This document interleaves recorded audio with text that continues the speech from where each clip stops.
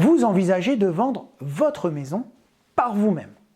Aujourd'hui, je vais vous expliquer comment estimer précisément la valeur de votre bien, ni en dessous, ni au-dessus du prix du marché.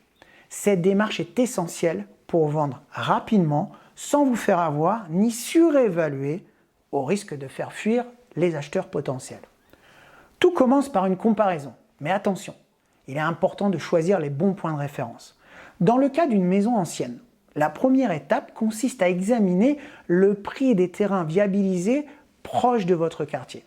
Par exemple, si un terrain similaire à celui sur lequel se trouve votre maison se vend 100 000 €, vous y ajoutez le coût de la construction d'une maison neuve, d'une surface équivalente à la vôtre. Si votre maison fait 140 m², le coût de la construction actuelle pourrait être d'environ 200 000 €. Cela nous donne une enveloppe totale, terrain plus maison, de 300 000 € pour une maison neuve à construire équivalente à la vôtre. À partir de là, vous pouvez estimer la valeur de votre maison en y ajoutant environ 15 à 20% de plus. Parce que l'acheteur bénéficie de nombreux avantages en choisissant une maison déjà existante en bon état. Il économise du stress, pas de gestion de chantier, de retard, d'absence d'artisans. Il économise du temps. Une construction dure au minimum 12 mois, alors que votre maison à vendre est immédiatement disponible. Il fait une économie financière, il n'a pas d'intérêt intercalaire ou de loyer à payer à fonds perdu pendant la construction.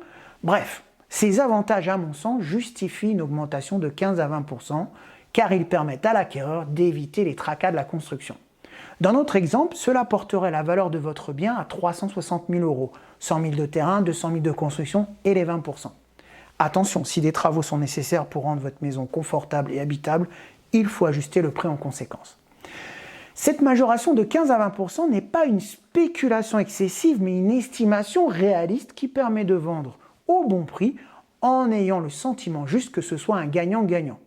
Et vous, comment avez-vous fait ou comment feriez-vous pour estimer votre bien? Partagez votre expérience en commentaire.